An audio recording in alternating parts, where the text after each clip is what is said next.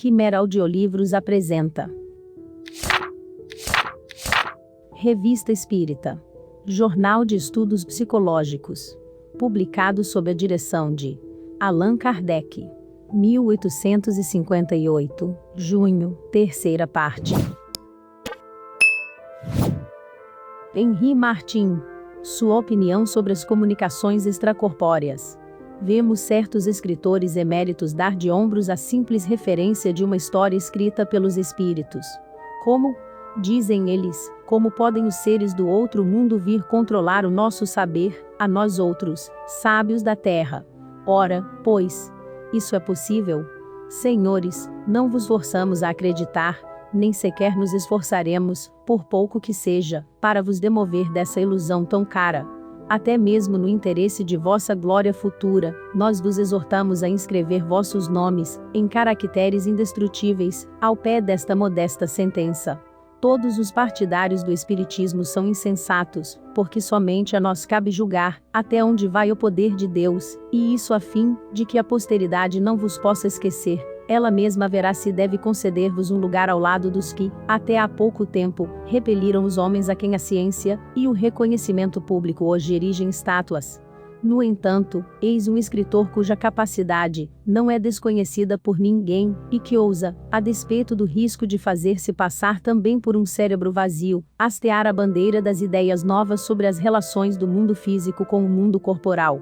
Na História de França, de Henri Martin, volume 6, página 143, lemos o seguinte, a propósito de Joana d'Arc.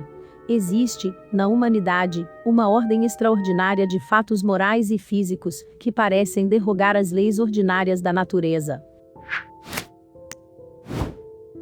São os estados de êxtase e de sonambulismo, quer espontâneo, quer artificial, com todos os seus impressionantes fenômenos de deslocamento dos sentidos, de insensibilidade total ou parcial do corpo, de exaltação da alma, enfim, de percepções alheias a todas as condições da vida habitual. Essa classe de fatos foi julgada sob pontos de vista inteiramente opostos.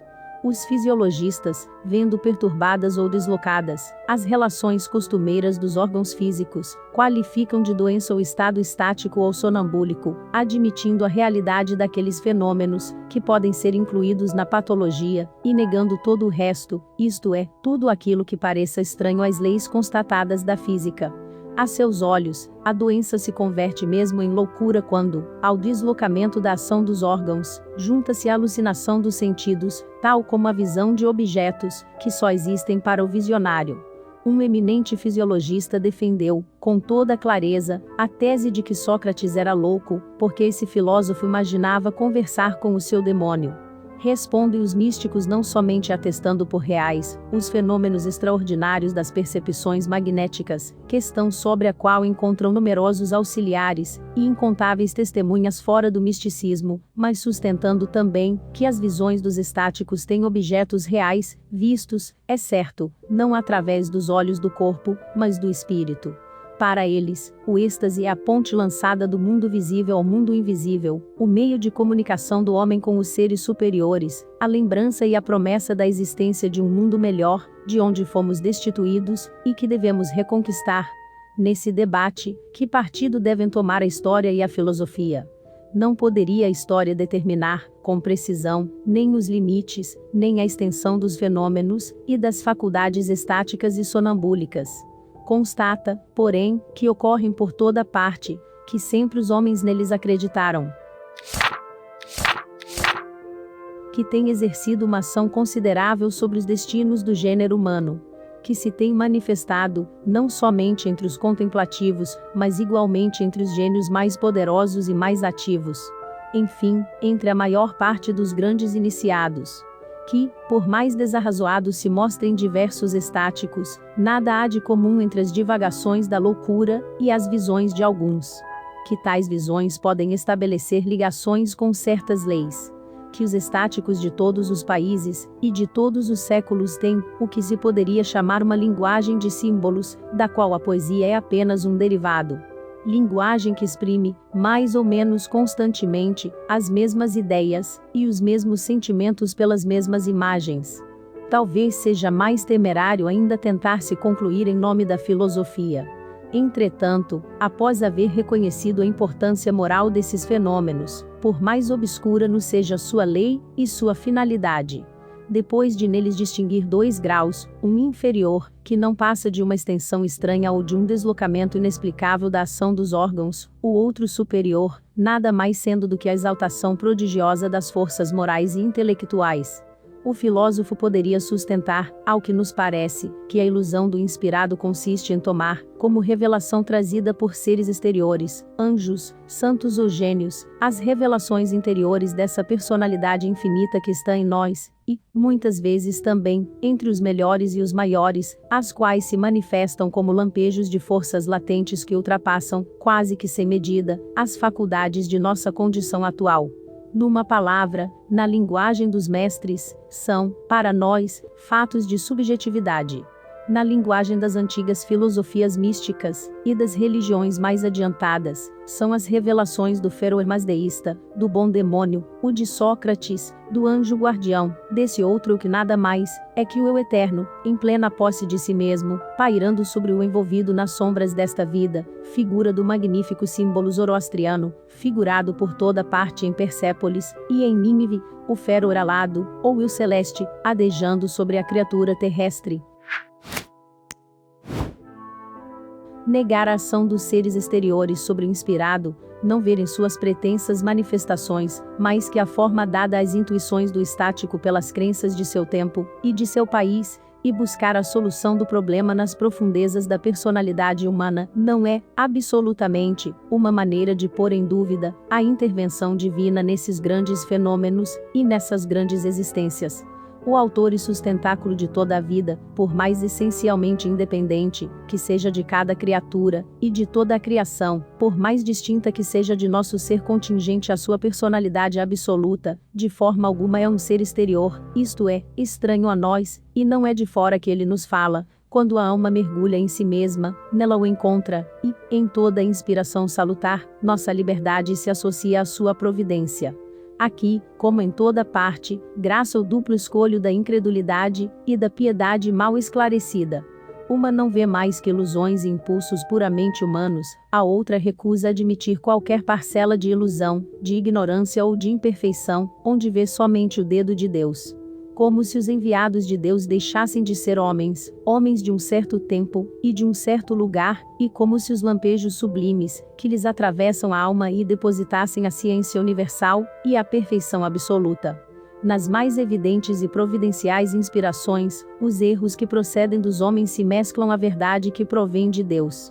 O ser infalível a ninguém comunica sua infalibilidade.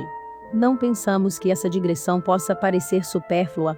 Tínhamos de nos pronunciar sobre o caráter e sobre a obra daquelas que foram inspiradas, e que, no mais alto grau, deram testemunho das faculdades extraordinárias, de que falamos há pouco, e que as aplicou à mais retumbante missão dos tempos modernos. Era, pois, preciso exprimir uma opinião quanto à categoria dos seres excepcionais a qual pertence Joana d'Arc. Variedades. Os banquetes magnéticos. No dia 26 de maio, aniversário natalício de Mesmer, realizam-se 2 banquetes anuais, que reúnem a elite dos magnetizadores de Paris e os adeptos estrangeiros, que a eles querem se juntar. Sempre nos perguntamos por que essa solenidade comemorativa é celebrada por 2 banquetes rivais, onde cada lado bebe a saúde do outro, e onde se ergue, sem resultado, um brinde à união. Quando se está lá, parece que estão bem perto de se entenderem. Por que então, uma cisão entre homens, que se dedicam ao bem da humanidade, e ao culto da verdade? Não lhes apresentará a verdade sob a mesma luz? Terão 2 maneiras de compreender o bem da humanidade? Estarão divididos sobre os princípios de sua ciência? Absolutamente, têm todos as mesmas crenças, o mesmo mestre, que é Mesmer. Se esse mestre, cuja memória invocam, atende ao apelo que lhe fazem, como acreditamos, deve lamentar ao ver a desunião entre seus discípulos. Felizmente essa falta de união não provocará guerras como as que, em nome do Cristo, têm ensanguentado o mundo, para a eterna vergonha dos que se dizem cristãos. Mas essa guerra, por mais inofensiva que seja, embora se limite a golpes de penas, e a beber cada um do seu lado, nem por isso deixa de ser menos lamentável. Gostaríamos de ver os homens de bem unidos no mesmo sentimento de confraternização. Com isso, ganharia a ciência magnética em progresso e em consideração. Desde que os dois campos não estão divididos por divergências doutrinárias, a quem aproveita, pois, o seu antagonismo? Só podemos ver-lhe a causa nas susceptibilidades inerentes à imperfeição de nossa natureza, de que os homens, até mesmo os superiores, não estão isentos. Em todos os tempos, o gênio da discórdia tem agitado o seu facho sobre a humanidade, isto é, do ponto de vista espírita, os espíritos inferiores, invejosos da felicidade dos homens, entre eles encontram um acesso muito fácil. Felizes aqueles que têm bastante força moral para repelir suas sugestões. Fizeram-nos a honra de nos convidar a uma dessas duas reuniões. Como ocorreriam simultaneamente, como não somos ainda senão um espírito muito materialmente encarnado, nem possuímos o dom da ubiquidade, só nos foi possível satisfazer a um desses graciosos convites, o que era presidido pelo doutor Duplanty. Devemos dizer que os partidários do espiritismo ali não constituíam maioria, todavia, constatamos com prazer que, à parte alguns piparotes dados aos espíritos nas espirituosas canções, que foram executadas pelo Sr. Jules Lovy, e nas não menos divertidas cantadas pelo Sr. Fortier, que exigiram a honra do bis, da parte de ninguém, foi a doutrina espírita objeto dessas críticas tão inconvenientes, de que são pródigos certos adversários, a despeito da educação de que se vangloriam. Longe disso, num discurso notável, e por isso mesmo aplaudido, o doutor Duplanty proclamou, em alta voz, o respeito que se deve ter pelas crenças sinceras, ainda mesmo que não as compartilhemos.